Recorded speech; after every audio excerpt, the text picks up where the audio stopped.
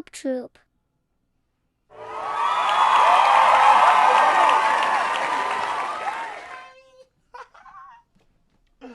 Yes, sir. What's the dealio? Oh, let me take these off for you real quick because I need y'all to see me as I can see y'all. Cool, true, we back, man. What's happening, y'all? I missed y'all, dog. For real, for real. I've been out for a minute doing things, doing content things, that is. As you can see, I dropped a video this past Friday of my first vlog ever, man. I hope y'all enjoyed that. I got part 2 and part 3 coming for y'all on the soon. So, yeah, man, welcome to my show, new subscribers. Welcome, day ones. You have tuned in to this great show, and y'all better watch out because there's fire on the flow. This is Dre Radio, cinema news, and movie reviews. Thank you, thank you, thank you for joining me on this great day of ours. And y'all been introduced to this show of mine by my greatest, the best co-host I could ever ask for, my man, A$AP. What's up, my boy? What's up, Dre? All day, every day, that's how we do it. We living good and we living great, man. We living good and we living great. I have a wonderful, great packed show for you guys today. As I let me reintroduce this show to people and my new subscribers. So, Dre Cinema News and Movie Reviews is a show about cinema news topics that catch my eye, and I also like to come through and give my opinion on just the box office movies trending of the past weekend or the upcoming weekend. And I like to involve the community. I love to get interviews from amazing moviegoers where you can get another aspect and, I guess, a different opinion about the movie at hand aside from myself. And I love to involve the people because I am a people's person. I love the people. So, man, thank you for joining the show. Y'all know what you tuned in to. Let's get to the intro.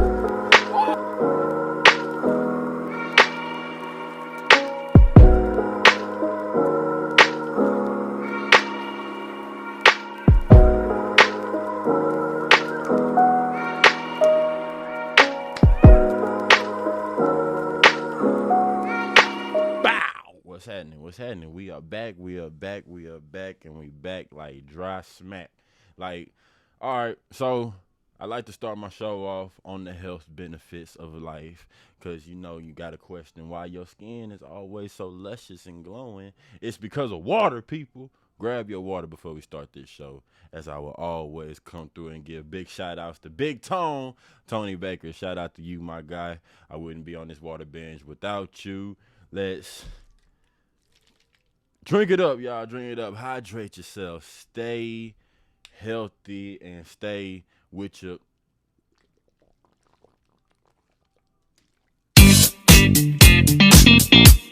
Woo! That water, H2O is life. And forever will be to you.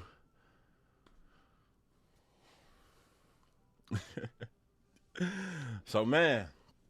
So for my vlog, I want to give more in-depth detail of just Comic Palooza. Comic Palooza was a great time, you guys. It happened once a year out here in Houston, Texas.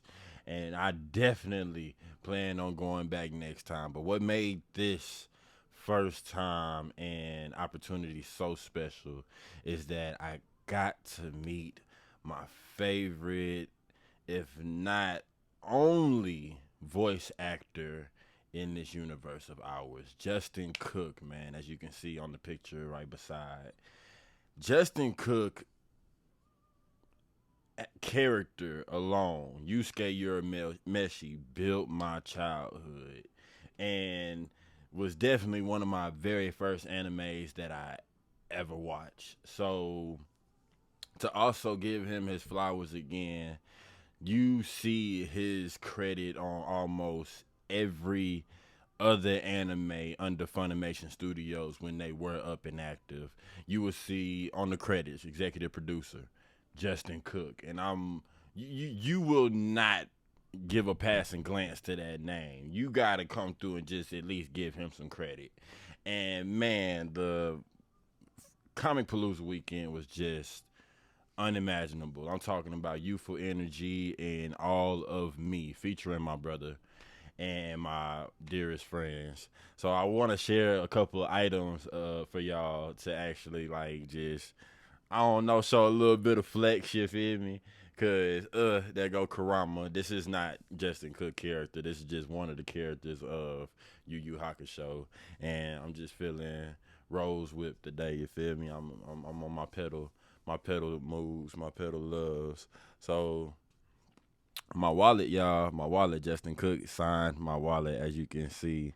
Spirit Gun under Urameshi, signed by Justin Cook, the man himself.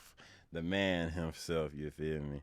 And then I have this amazing. It's probably gonna get a good glare, so I'm gonna try to not bring it into the light like I want to. But boom, you can see my picture right there of Yusuke Urameshi along the three adaptations of his character signed by Justin Cook. And I have more things from the convention alone, just from figures and more pictures, more posters that I could just post on my wall. And if you guys would like to see more of that, which I'm already bring to you on like a different, I guess, just fandom things content on the side. But if you like to see that, then drop down on the comment section below and talk with your boy, because I will be happy and grateful to show you guys just all the knickknacks and everything that you could possibly get and see from these type of conventions, man. It's a great time, great time. So today on the show, I have 4 news topics for you guys, as well as we are reviewing the movie Nope. I'm ready. Are you ready? Let's dive over to topic number 1. So topic number 1 are coming from our source, hypebeast.com, where the lead actor of the movie at hand, Nope, Daniel Kaluuya, he is making a live action Barney movie. Yeah. So again, like I said, these news topics are ranging from the things that catches my eye and just really speaks to my heart and soul. And Barney was my childhood. Nobody else, not even Thomas the Train, not your boy Mr. Rogers. I'm talking Barney, the big purple dinosaur with Baby Bop and you feel me, and BJ, where BJ is my big brother name on my pop side. My little sister had a hard time just saying DeAndre, or I guess trying to say Dougie or Doug, so she gave me the name BJ. So here I am. But this news really spoke to me just because, wow, like really, Barney has disappeared from the world. Like I want to say since my little sister was little. And after that, you just didn't hear no more of just his song that really just spread that great energy to the world from I love you, you love me. There's not much love in this world now, man. And coming from hypebeats.com, Daniel Kaluuya expresses those same feelings that I hold for this character alone. He says here, Barney was an ubiquitous figure in many of our childhoods. Then he disappeared into the shadows, left misunderstood. We're excited to explore this compelling modern day hero and see if his message of I love you, you love me can stand the test of times. Can this stand the test of times? Or is the world so corrupt that we don't really actually see the sunshine and rainbows within the black and white canvas of misunderstanding? So I'm all for it. I can't wait to see what he actually brings into this new light of our fictional dinosaur figure. And I know kids are going to love it. Kids are probably going to question it as well. So that's why I need my generation, the older generation parents, put your kids on Barney, man. Let's bring back these key points of life aside from, Sesame Place, turning back those beautiful kids at that, I guess, little parade thing. Like, look, let's show them that somebody else is a major figure and for our children of all diversity. So, Barney, you guys, are you up for this new modern time adaptation of Barney from Daniel Kaluuya? Let me know. Drop down on the comment section below and let's talk because I love you. I'm talking to you. Lies. He's still mad at me, y'all, just because I didn't get the Care Bears beanie. But Cause I'm gonna get you it, don't my care. guy, for real. I'm serious. All right, you guys, let's dive over to topic number 2. So topic number 2 is a wrap up for, I want to say, not my first legit series review, but I've been keeping y'all up to date just on the episodes I've been watching for Ms.Marvel. So I wrapped up Ms.Marvel with episodes 5 and 6, for 6 to be the last and finale episode of this miniseries, held only on Disney Plus. Great subscription, by the way. I'm not sponsored by them guys, but Disney Plus is a take my money in action subscription service. So, episode 5 and 6 actually wrap up where we talked about on the last episode from Iman Vellani, Kamala Khan, her character as Ms.Marvel, stepping into deep waters of her direction, stepping into heroism. And she went into more of the backstory on episode 5 to where she now understands the damage control of her past history from her nanny and the emblem that she holds that drew her power of being Ms.Marvel into modern day times.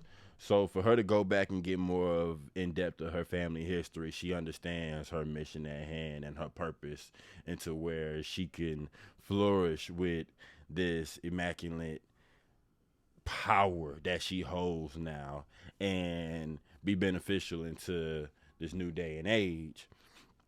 So that's more so of just episode 5, though episode 6 is coming through on the wrap up of everybody coming through with clarity from her parents actually accepting her newfound power, really understanding more of what she's been doing, who she's been doing it with, from like her best friend, her man in the chair, Bruno Corelli, and then her other best friend that got put into the loop like last minute. So she held that little anger towards best friendship to where why you didn't tell me, and that character was named Nakia Bahidar. So everything came through a wrap. The I want to say from the villain standpoint, the group of villains, I'm still probably butchering the name, but from the genie group, it was kind of short lived. It was basically like nothing that was supposed to be held on longer than what it should have. So they kind of wrapped up their time of the series around episode 5, and it was basically a portal that came through, and it was killing almost everybody from the town that they were in. And the main leader of the group was like, the only way this can stop is through me. So she basically gave herself a sacrifice, left her nephew behind, but the way she left him behind was kind of like bad parenting type of deal. Like, she was basically like, nah, you chose your side, you ain't for us no more, psh, be gone. And yeah, so after that big threat was out of the way, then we had the government coming back to settle their score to pick up Kamala Khan and Cameron. I gotta pronounce it like that just because that's how it was named on the show. So old buddy Cameron, he played by Rish Shaha. He developed powers along the lines of Kamala Khan, but I want to say he gained that just through the actions of what his Annie did, his caretaker. And whenever she passed, it's like she faded away, said his name at the her last dying breath, and then whatever aura of hers transferred over to him, then he gained that type of powers to where he could shapeshift and just go all ballistic. But yeah, so that happened. Uh, I could rate this series. It's a one-time watch for me. I wouldn't go back and kind of rewatch it just because it was nothing as that impactful. But like I said, for a new superhero, for our little girls out here, from our daughters, our sisters, and things like that, this is a great show that you could actually put them on just to know that there are more women, female heroes out here for them to actually look up to, and Kamala Khan, Ms.Marvel is definitely one of them. Stay tuned for the I want to say the end credits, because the end credits set up more into what's going to happen with Phase 5 that I'll be talking about later in the show. So yeah, man, that was my wrap up talk for Miss Marvel. I I enjoyed it just for the first time watch. Like I said, I wouldn't go back and rewatch it unless my little sister so and so come through and say, "Hey, I want to watch this." Then boom, I'm all in. But yeah, that's it for topic number 2. Let's dive over to topic number 3. I don't really have no news source coming from this one because this is all from the fields. This is all from the mind and my heart. Netflix has done it again. And I'm not saying on good sunshine and rainbow notes. I told y'all, if y'all can go back a couple episodes before, me and Netflix got a toxic relationship. I love them one time, and then next thing you know, they just shoot me in the heart, especially with this new news that I'm about to present to y'all. So, Netflix is doing a live action adaptation of, oh my goodness. Do I have to say it? Do I? Do I? YuYuHakusho. My favorite anime. Why? Why? I'm boycotting. Can we sign a petition? Can we go on strike? Netflix, I'm going on strike on you guys because you failed countless times. From Death Note, failed. Cowboy Bebop, canceled. Now you're doing One Piece, which is still ongoing, so I slightly don't care about it. But Yu Yu Hakusho? What? Why? What's the reason? What are you trying to prove? Who is giving up the rights and shareability content notes for whatever about those other animes but mine? Why? What is the reason? I'm not for it. I'm mad. I'm hot. I'm talking about hot pot. My favorite is spicy beef, by the way. But no. I know. I feel you, bro. Even ASAP feel hurt. His favorite character is Pooh. I'm gonna show y'all who Pooh is. He right here. Yusuke's spirit demon. He don't even look like a demon. He just look like a little fluffy plush bird with long ears. But man, I don't like this, man. I feel like they're gonna butcher my show. But on content creation and on some slight positive notes, they gonna get a lot of bad words from me. Not like SpongeBob Dolphin words, but I'm going to watch the show. I'm going to watch the show. I'm going to do a whole series review on it, but I'm coming through on comparison notes, and I'm going to let y'all know if I'm rocking with it or not. This is probably going to be one of the first anime live adaptation shows from Netflix that I actually just sit down and pay in full depth attention to. I don't like it whatsoever just because their credit behind backstory of anime again is just not on golden status. I wish somebody along the lines from a HBO Max or Amazon Prime would do something involving live action anime adaptations, but Netflix is apparently just doing what they doing. I'm not a fan. How y'all feeling about just? Do y'all see Yusuke Urameshi? Do y'all see him? And then look, Hiei with the blue eyes, Karama. We just been presented with Kuwabara. He looks skinny as a stick. Kuwabara's supposed to be on the good tough man side with the hair. What is this? Talk about bootlegging at its best, but with money behind it. I wonder how far this is gonna go. Like I said, I'm already hot about it, so there you have it, y'all. That's topic number 3. Let's transition. Yeah. Oh, now this is brightening my eyes. We have just passed San Diego's Comic-Con panels for everything that you can name up. But what I'm mainly talking about for our topic number 4 is Marvel's Phase 5. All 12 MCU movies and shows are coming. Thanos. He's coming. Thanos is coming. He's coming. Just wording Bruce Banner, but Thanos is gone. We ain't gonna see him again. Probably just through the What If animated series. But man, I'm so hyped for this. There's so many movies coming out, so many TV shows that are coming out that I'm so hyped to see.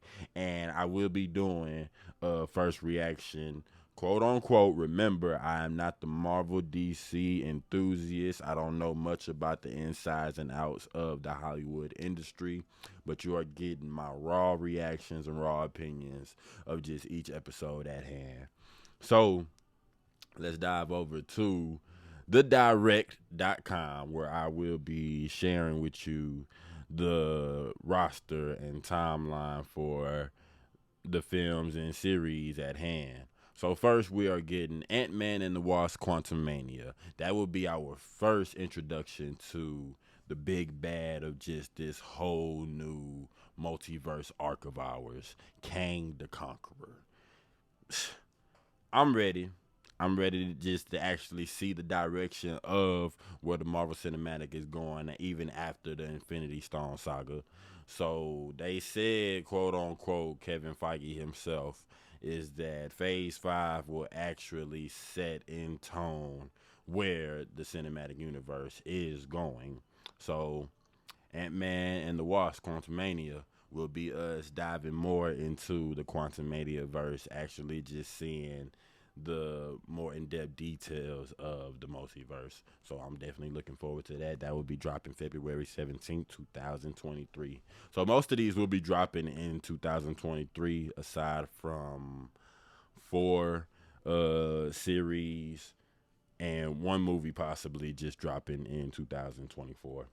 So going down the roster real quick, we have Secret Invasion, spring 2023.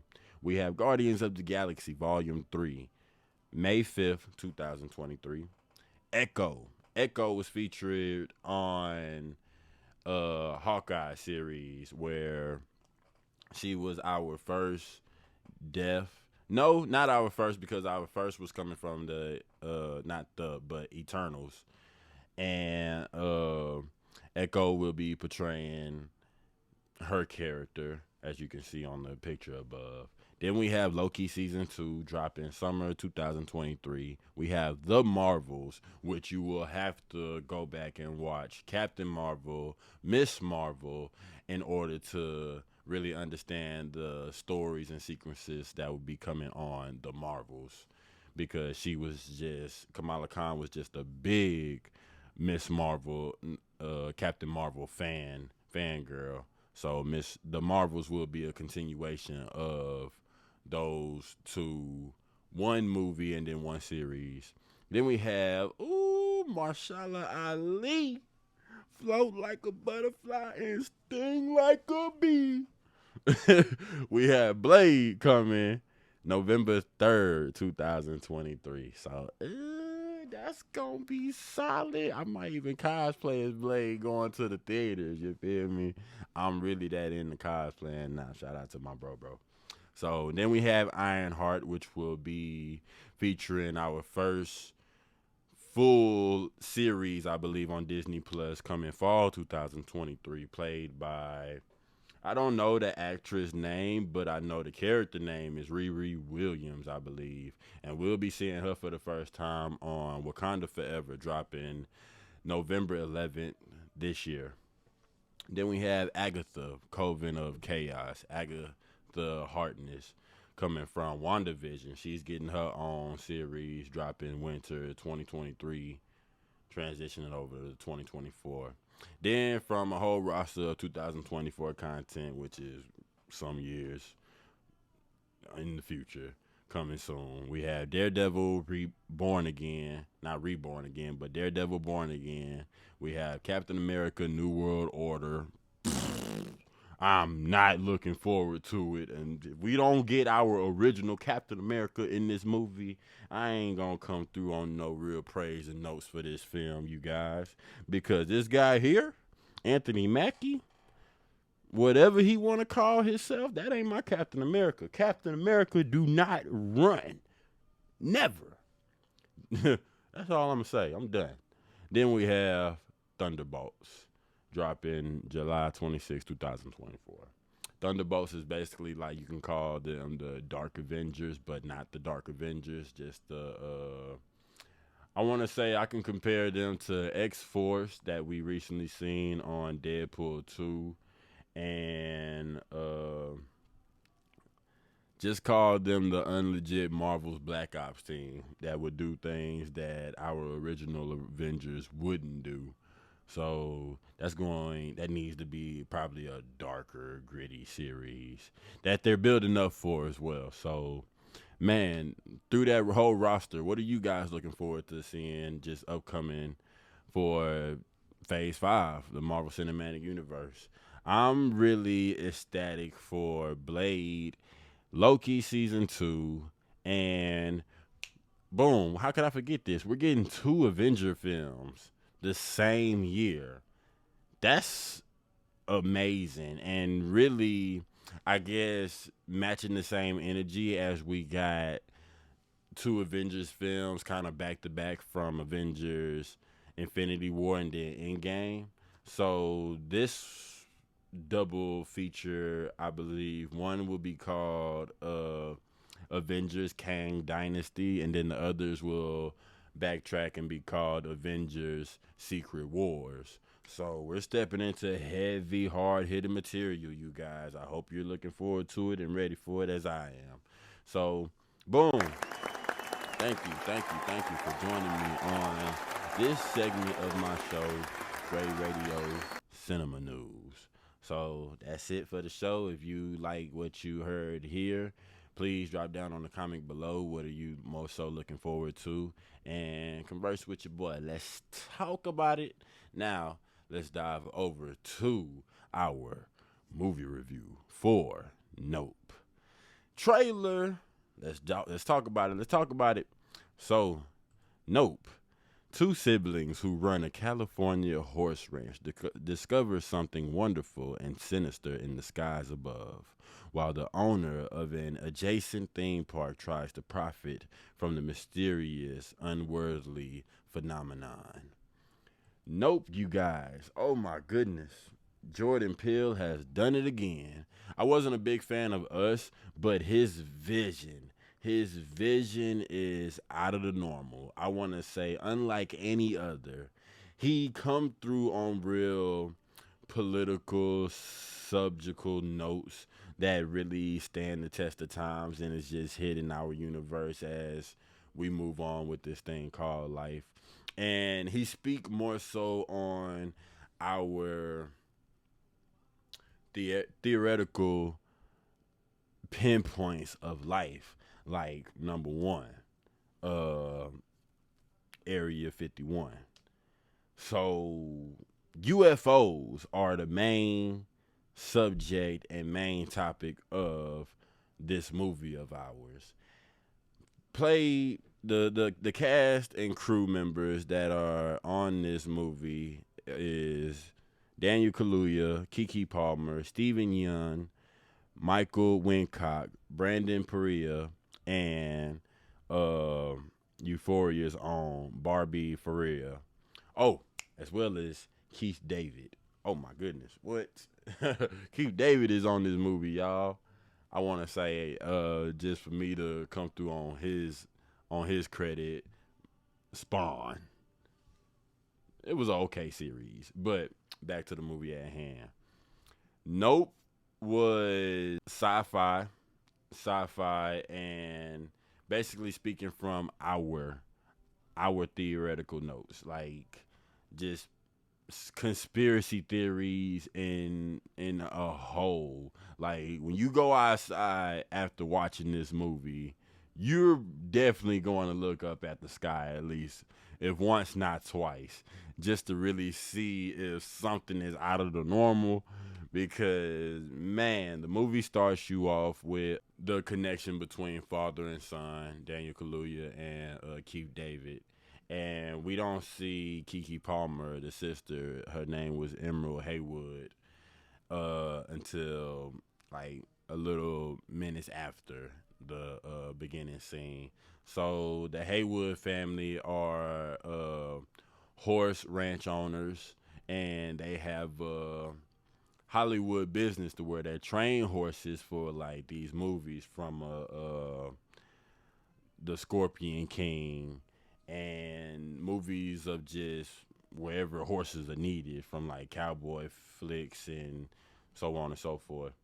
So they are struggling business, trying to get back on their feet after the passing of their father, and things are going on just around the ranch. Power shortages, phones disconnected, and just getting out of service.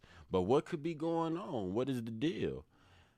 They don't know until boom, Big Brother Daniel Kaluuya, which his character is named OJ, not OJ Simpson, but you feel me? That name actually get referenced in the movie where one of the characters was looking at Daniel Kaluuya and was like, OJ, that's your name? He was like, Junior, like I'm something Junior. And the movie's playing out the way it should be. It's a lot of humorous notes on there, a lot of more conspiracy talk. But I feel like there's tension between brother and sister on there, to where like the connection is not really just happy family. There wasn't really more depth of what could have went wrong just between the siblings alone. You just got more so of like sibling tensions that you could see, but they were still coming together just after the passing of their father. And boom, things start to happen. Like extraterrestrial things start to happen. And we have the comedy relief from Brandon Pereira playing Angel. He was the Fry Electronics worker, and he came through and installed cameras around just the whole ranch. He was he was in the movie like fairly a lot, a whole lot. So he's involved in every bit of shenanigans going on. And then from Stephen Young's character playing Ricky Juke Park, he was a child star actor. He was a child actor that went through a traumatizing story in the beginning of the film. And that story alone kind of played out into him trying to work through his traumas with the theme park in the whole movie setting called Jupiter's Claim. So him running this theme park just to hide away and sweep away his childhood traumas and everything like that. I don't really know how to get more in depth of his character because he wasn't in there just through the whole movie. He was just in there through bits and pieces, but he do play a major role in just the Haywood Horse company. So OJ and Emerald trying to get the masterpiece of films to help them out just financially. And they're going through everything that they need to, from Angel helping them out with installing these cameras around the ranch. But interference is happening just due to the UFO antics and things like that. So they couldn't really just perfectly get that that proof that they need just for those big bucks. So they come through in hiring or trying to get on board the filmmaker in the beginning of the film, played by Michael Wincock, Antlers Hoist. And he was a major film director, and he was down for the cause, like probably on the back end of the movie when everything was just going down bad. So from that happening, it was a whole lot of extraterrestrial things going on in this film. Slightly a couple jump scares from what I've noticed. And I went to go see the movie twice. The first time was an amazing watch. It was more so intriguing just because you didn't know the direction of where it was going. But then the second watch was kind of like, okay. I know what's happening. So for the first time watch, I do recommend you guys go see this movie for yourself. If not, you can wait for it to drop on VOD. But look, aside from me talking about what I felt about this film or just how I was seeing the film for what it was, I got the opportunity to interview some amazing moviegoers. And man, it's always a great honor to just come across this opportunity to involve the people. So here goes that interview. Hope you guys enjoy. Let's roll over. What up, Coop Troop? This is your man DeAndre Cooper coming at you with Dre Radio, Cinema News, and Movie Reviews. I am here at AMC Woodlands, and I had the opportunity to interview some amazing moviegoers for the movie Nope. I haven't seen it yet, and we're about to see if it's a sale or not. How are we doing today? So we're coming from the movie Nope. What do you guys think about it? Fantastic. Jordan Peele never fails to amaze and create dialogue, scare you, make you laugh. Okay. Always a good soundtrack. Absolutely. You always come out learning something new, and yeah, it's the kind of movies you want to watch over and over because you're going to get something different every time. So did not hear you mention something about the Twilight Zone. Where could you compare this film to that? Yeah, no. Well, so he did a reboot, I think, right before maybe Get Out. Was Twilight it the Zone. Series? Yeah, I think it was like just on like something like you had to pay for the channel, like CBS, .com or something like that. But he was always a big fan of Rod Serling.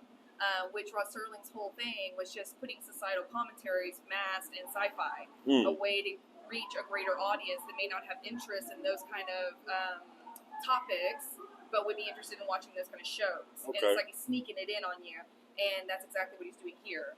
You know, the movies are really entertaining, even if you don't want to like deep dive and solve Easter eggs and things like that and references, but if you're into that, it's there for you. So it really can reach any audience. It's all these little bloopers of just like, you're focused on the main movie, which is just, you know, well, you'll see once you watch it. But there's a main theme, of course, and it gets you in your I guess, just kind of wound up in the movie itself. But once you start paying attention to the little tidbits here and there, you see different, like, ideas and stuff that he's trying to portray, other than just the movie itself. But that's just it. I mean, that's the way the world is. They're like, you know, what does the billboard say? Come and play, forget about the movement. And he's kind of doing that to you. He's like catching you up in it, and you're like, hey, but wait a minute, there was something there. And he makes you stop and start thinking and looking, and that's so important, you know? So Jordan Peele is basically bringing to the picture what our conspiracy theories are. A little bit of that, absolutely, but then he's also pushing like important topics, like relevant topics to today's social structure and everything. I mean, yeah, there's just different consumerism, different media, things. like what's important to us, where we've lost our priorities, and giving voices to maybe some marginalized groups, especially in this one. Oh yeah. Yeah, there's definitely I felt a big role of, hey, everyone seemed to forgot in the era of John Wayne that a lot of African American people were the start of these big Old West and the gun shows and things like that, and they're like, hey, what about us? And he's like, oh, I got you. Okay. And I think that's important. Absolutely. I look forward to seeing this. I hope you guys look forward to seeing it as well. If you could rate this movie 1 out of 5 branches, what would you give it? 6. Breaking the scale. I loved it. It was fantastic. It blew me away, not only with the action, but with those little Easter eggs and details that most people are not going to pay attention to. They're going to try to skip over them. But for those who are really interested, it adds a whole lot of value to the movie. And you can watch it over and over. And you're just going to keep seeing stuff. And Kiki Palmer, okay? She was a highlight of the film for you? Palmer, that's fantastic. So, no, great acting. Yeah. Absolutely. Already. Well, guys, I thank you for this interview. I very much appreciate it. I hope you're looking forward to going to seeing this movie as much as I am. And so there you guys have it. Yeah, I really appreciate you guys. Thank you for subscribing again. And let's dive over to this movie score for Nope. I would give Nope the ratings of 4 branches out of 5. 4 branches out of 5, just because I want to say I kind of debunked my score the second viewing. The second viewing kind of just didn't have me locked in the screen. I was mostly on my phone, just looking up more so information and details, just with little Easter eggs and pinpoints that just involve real life situations, from like Travis the Chimp accident. And Travis the Chimp accident, there was actually a animal attack in the movie that you can be expecting. So, but Travis the Chimp is a great example to what you could see in this film. Untamable and territorial was probably like the main key and notes of this film. Aliens are untamable and territorial. So 4 branches out of 5. Hey, it was a great time for the first time watch. I wouldn't go back. I'll probably add it to my movie collection just for family perspective, just to have like a little family night on some ET vibes. But Nope was a great time. And do you plan on going to see it or not? Let me know down on the comment section below. And yeah, you guys, there you have it. This is my show. This is a wrap-up of my show, Dre Radio, Cinema News, and Movie Reviews. I hope you enjoyed every little bit and pieces of this show of mine. I greatly appreciate you guys for taking the time. And I look forward to more movies, more reviews, and more cinema talk.